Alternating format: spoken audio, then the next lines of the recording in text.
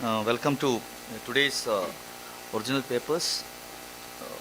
The first is by Dr. Spurti Raj from Kochi, who will be presenting the clinical profile and outcome of COVID-19 related MISC, a prospective cohort study from 3 tertiary care centers in Kerala, India.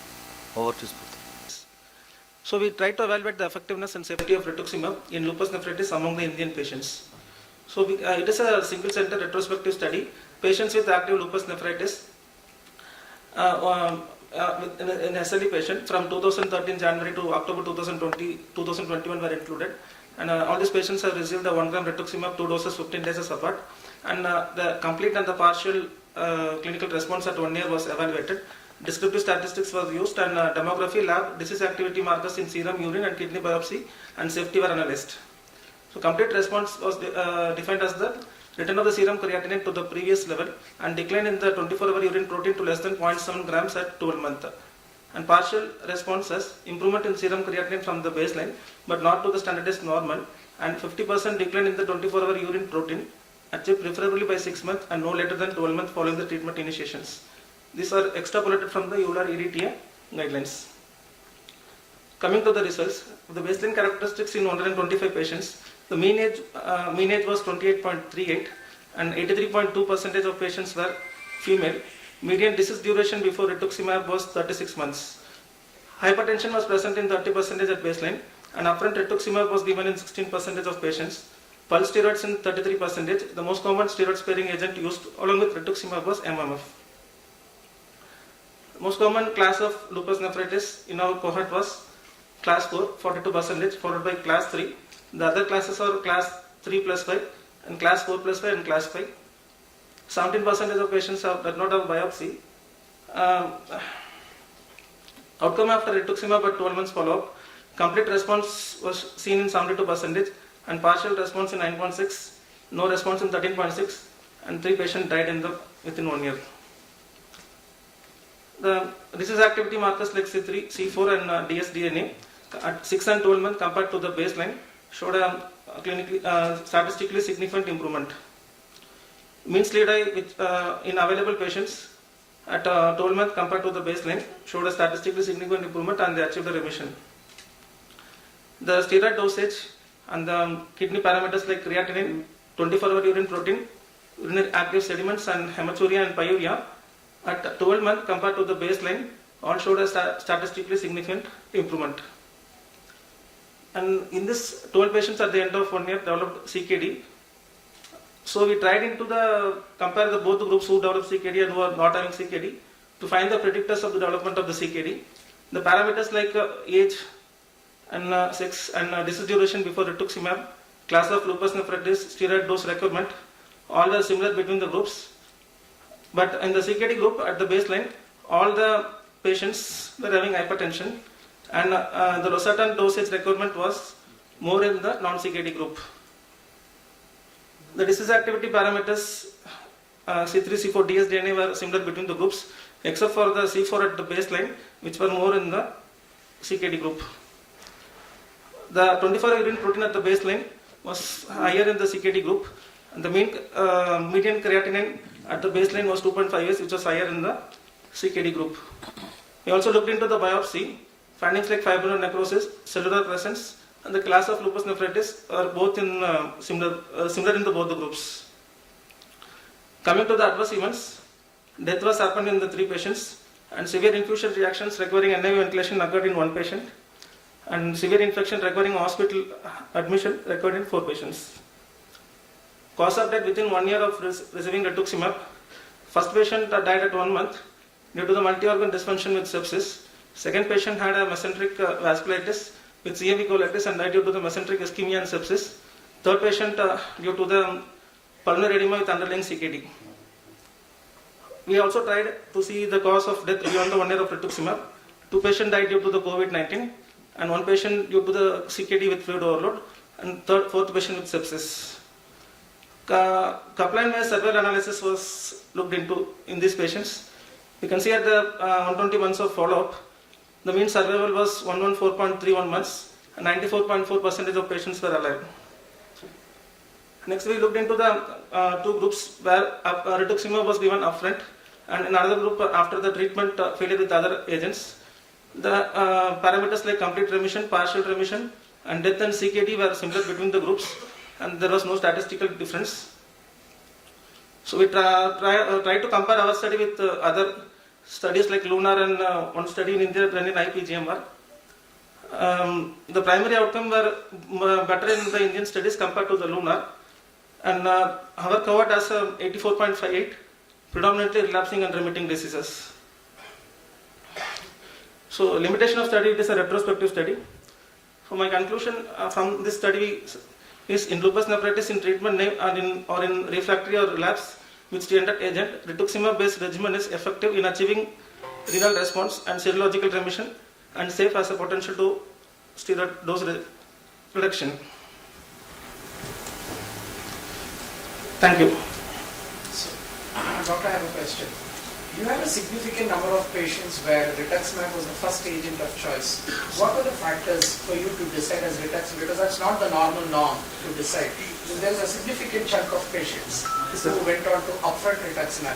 And what rituximab did you give? I mean, was it something like the rituximab where you did not use steroids at all? Or were there concurrent steroids for those who were primarily on rituximab? So all the patients, 33% of patients received pulse steroids. And after that, 1 mg per kg steroids was given, and which was tapered. And Can you give a mic to the judges? 1 mg per kg steroids was given, which was tapered and reached dose of 5 mg at 6 months.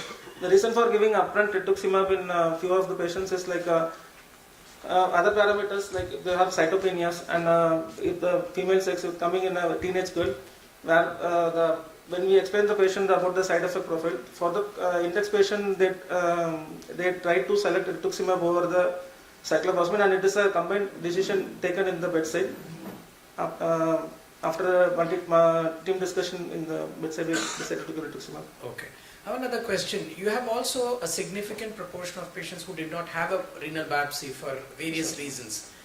What was the clinical profile of the non-biopsied patients? Were there something that would mimic class 4 or something that were less severe? Because that would skew your observations. There's a significant number of patients who did not have a renal biopsy. So those patients who are not having biopsy were having the urinary proteinuria and the active sediments and hematuria and pyuria, which was suggestive of proliferative lupus nephritis. Only those patients were taken into this study. Remaining patients were not taken, sir. Some question. One, your CKD refers to end-stage renal failure. What was your definition? That wasn't very clear. And in the biopsy, and especially those that I supposedly had reached end-stage renal failure, what was the activity index and the chronicity index of the renal biopsy? That would be interesting. And for those that had infection, did you measure the IgG level? For the activity and chronicity index, those biopsies which has been done before 2019, the biopsy reports does not have that activity and chronicity index. My studies, the patients are from 2012. So that 2019 class, after that biopsy is having that activity and chronicity index. And IgG levels has been done before administration of the rituximab in our center, but post administration we have not followed the IgG levels to correlate with the infection. And the chronic kidney disease is those patients who did not, the serum creatinine did not return to the normal beyond 3 months, they have taken having chronic kidney disease. So what was the grading of the CKD? Grade 1, grade 3, grade 4? Was it? So in this cohort we have not done the grading. So biopsy has been done on all those patients at the baseline before rituximab, but they did not have the CKD.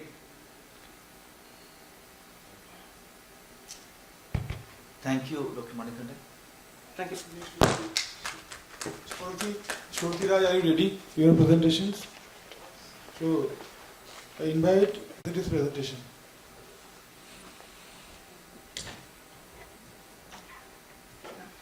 Very good morning. I am Dr. Spooty from Mmdesai Institute of Medical Sciences, Kochi. Today I will be presenting my paper on clinical profile and outcome of COVID-19 related MISC, a prospective cohort study from 3 tertiary centers in Kerala. As we all know, MISC is a post-infectious hyperinflammatory state which is characterized by high-grade fever, multi-organ dysfunction, and is potentially fatal without timely treatment. And the immunopathogenesis of MISC is still elusive. There is a lot of speculations about the candidate genes, few identified being HLA locus, and also other phenomena like upregulation of type 2 interferon pathway and F-kappa B signaling, neutrophil and macrophage activation, endothelial injury and activation, matosome-related inflammation, and low CCL2 affecting T-cell hemostasis.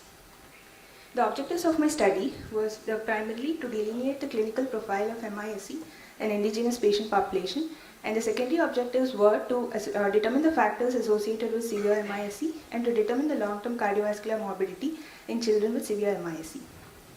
So this was a multi-center study, and we had data from children treated in 3 different tertiary care centers in Kerala, done over a time period of 2019 December to 2021 December. We had 130 children less than 21 years of age satisfying CDC criteria for MISC included in our study, and the demographic, clinical and treatment details were retrieved from the electronic medical records using structured clinical performer, and all cases were followed up for a minimum duration of 6 months following recovery and to assess the long-term sequelae and complications. The children treated in our center are still under our follow-up. Coming on to the results, we had 130 children, out of which 58% were males, and the mean age of presentation was around 7.2 years, and 70% of the kids were above 5 years. Coming on to the, in that cohort, the severe MISC was 50%, with 63% males, and the mean age was more or less the same, it was 8 years, and 80% of the children were above 5 years. We also happened to see 3 cases of neonatal MISC. Coming on to the clinical profile, 100% of the kids had fever, and the gastrointestinal manifestations were the next most common, affecting 83%, with vomiting being the most common symptom, followed by the mucocutaneous involvement in 79% of the children, with conjunctivitis being very common, and followed by maculopapular rash. Cardiovascular system involvement was seen in 54%. I'll be talking in detail in the next slide. Neurological involvement was seen in 42%, and other minor manifestations include pulmonary and lymphadenopathy and musculoskeletal manifestations in the form of myalgia and arthralgias. Coming on to the cardiovascular manifestations, predominantly we had noticed shock in 50% of our children and ECG changes in 9%, with 3 children going for complete heart block requiring permanent pacing support. And the cardiac biomarker elevation was noted in almost like BNP elevation in 50.8% of the children. Coming on to the echo abnormalities, which was noticed in 51% of our cohort, coronary abnormalities predominated over the systolic dysfunction. In that, 25% had coronary abnormalities. In that, 50% had just mild coronary dilatation. 44% had small aneurysms, the Z-score ranging between 2 to 2.5, and 6 children had the coronary aneurysms with Z-score of more than 5.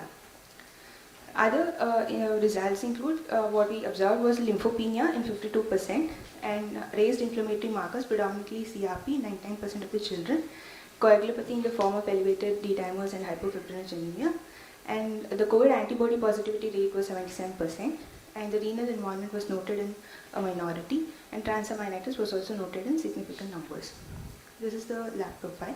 I would just like to stress upon a few things here. The duration of ICU stay for our children was around 4 days, and the duration of inotrope use and mechanical ventilation was roughly 48 hours, corresponding to and the other things, the cardiorespiratory support was required in quite a proportion. ICU in 89%, inotrope use in 50%, and mechanical ventilation in 18%. Most of the children received IVIG plus steroids, 83%, and low dose aspirin. These were the factors associated with severe MISC, hyperferritinemia and hypoalbuminemia being most commonly seen. And the immediate outcome, 85% recovered without sequelae, 14% with sequelae, and that was seen in 1. Our mortality rate was 1.53. And the outcome data we have from a single center, only 2 kids continued to have complete heart block requiring support, and residual coronary dilatation was noticed in 2. And coming on the highlights of my study, most common age group affected was 7 to 10 years, about 5 years was 70%, a slight male predominance, predominant gastrointestinal involvement. KD phenotype noticed in almost 74%, but there was no age skew as noticed in other studies. Coronary dilatation predominated over LV dysfunction. We also noticed complete heart block. Other hematological abnormalities like lymphopenia, hyperferritinemia and high CRP, hypoalbuminemia and coagulopathy. COVID antibody positivity rate was 77%, and there was no association with disease severity. Severe MISC was noticed in 50% and there was no statistically significant skew with respect to age or sex. Hypoalbuminemia and hyperferritinemia, high CRP were associated with severe MISC, and the most common treatment approach that we used was combination IVIG plus steroids. We could achieve a low mortality of 1.53%, and there was no residual LV dysfunction noticed at discharge, and the mild residual coronary dilatation was noticed in 2 kids during 6-month follow-up period. To conclude, MISC is a novel, potentially fatal disease with a rapid clinical course, so it's very important to have knowledge about the clinical profile and also enhanced awareness, timely diagnosis, combination therapy with IVIG and steroids, and meticulous intensive care is important for achieving good clinical outcomes. The limitations of my study is just an observational study and we cannot provide any definite recommendations about treatment preferences, and the long-term data was available only from a single center. Thank you. Very good presentation, very interesting, 100 over. This is India, we would never see this number in Singapore. Just one question, what is the vaccination status of these children? Were they all vaccinated? No, sir. They are all This was conducted at a time when vaccination was not approved for children. None of them were vaccinated. And it is approved now, right? Yes, sir. And do you see a drop in the incidence? Are you going to extend the... Lately, we are not seeing cases of MISC, sir. There's been a big drop in the cases. Thank you. Correct me if I'm wrong. A significant proportion of patients had a very high procalcitonin. Yes, sir. Is that something that you would see with MISC? Yes, sir. Procal elevation, we usually think of bacterial infections, but in MISC, we do find very high procal with cultures being negative. And this profile we are actually observing in MISC cohorts. And this was a few weeks, I think 4 weeks post-COVID, that was the maximum you saw, right? The average 4 to 6 weeks. 4 to 6 weeks post-COVID. What proportion of these kids who developed MISC had severe COVID at presentation, or were they all just the ASA? Because this was the time when Delta was prevalent. The time duration, if I see, that was the time when Delta was prevalent. So what proportion of patients were already admitted with severe COVID and then go on to develop MISC? Sir, interestingly, none of the kids had COVID requiring admission. It was just the exposure history and antibody positivity that made us link with the MISC. It's very interesting. Do you have the baseline population and what is the incidence in Kerala? We don't have data on that, sir. Because that would be interesting as well.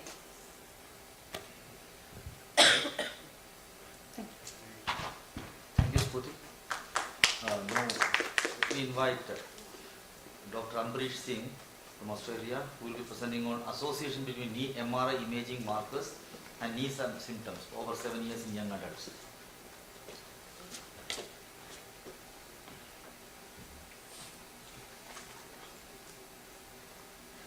First of all, please excuse me for my throat. I'm not feeling better from the past 2 days.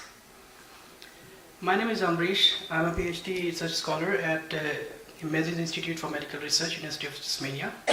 And today I'm going to present our study titled Association between MRI imaging markers and knee symptoms over 7 years.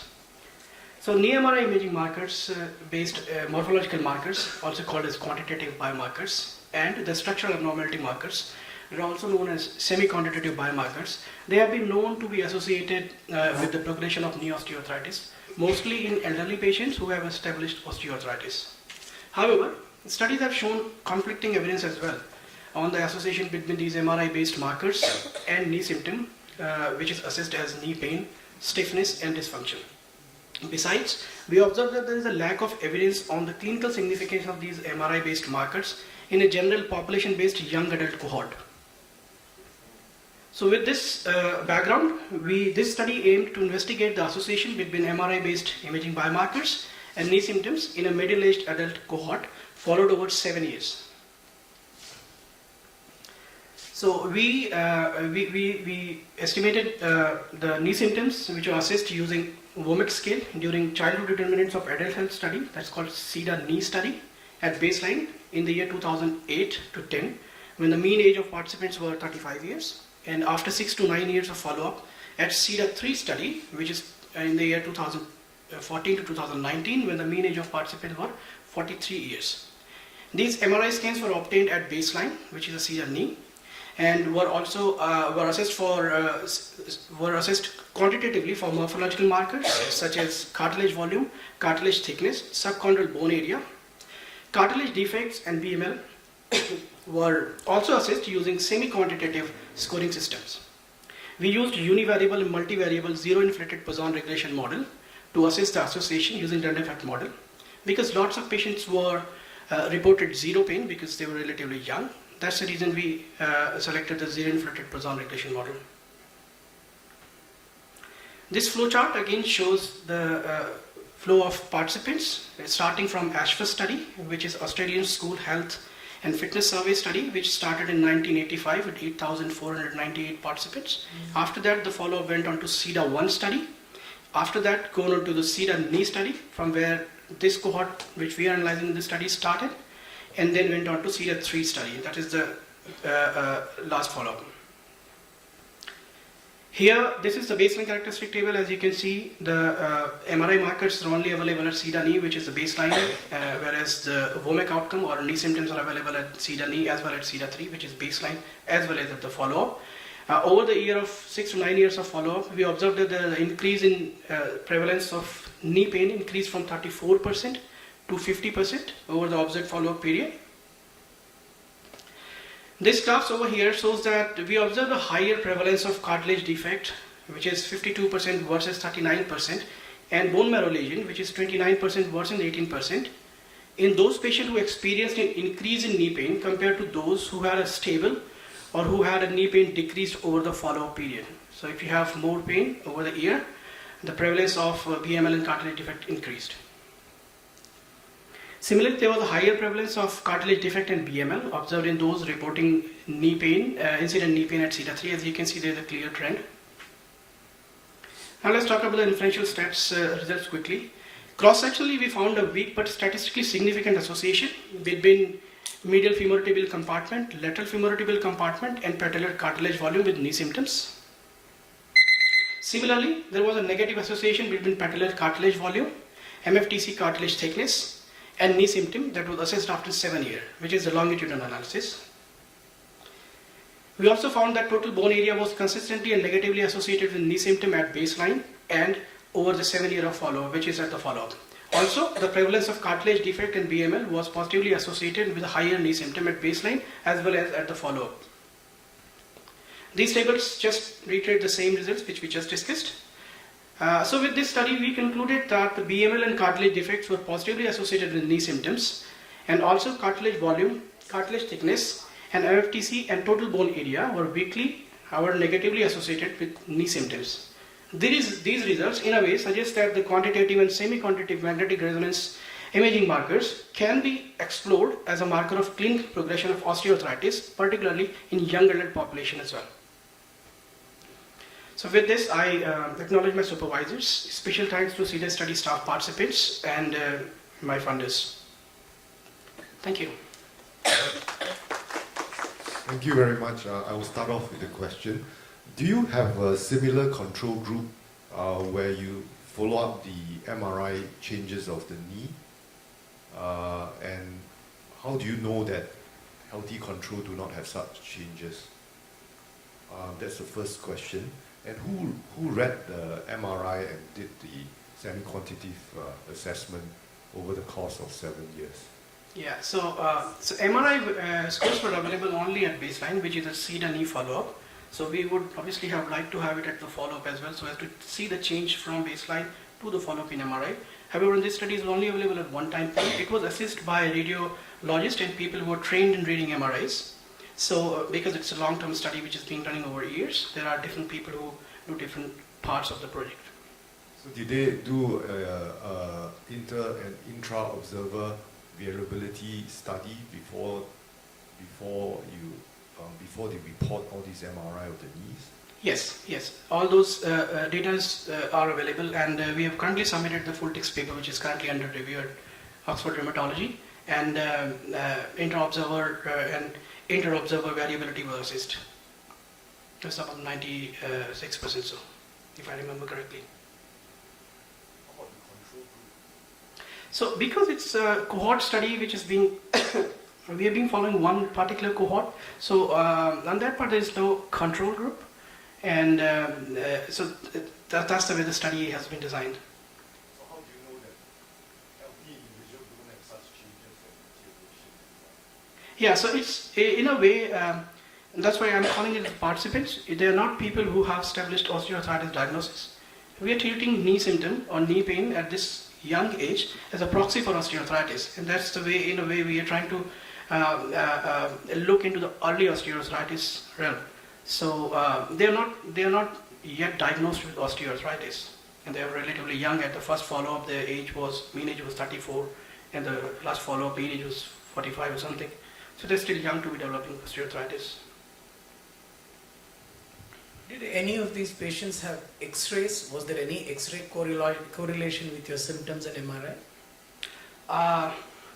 As far as I'm aware, the X-ray would be available, but the study which I am part of, we did. Sorry, we haven't looked at the association between X-ray, because CEDA is a very large cohort with different set of questions in mind being built up, not specifically only looking into osteoarthritis or knee osteoarthritis. So CEDA knee study, which primarily have the MRI component, was done with knee osteoarthritis in mind. So with that reason, there may be a possibility that X-ray might not be available for a lot of the participants.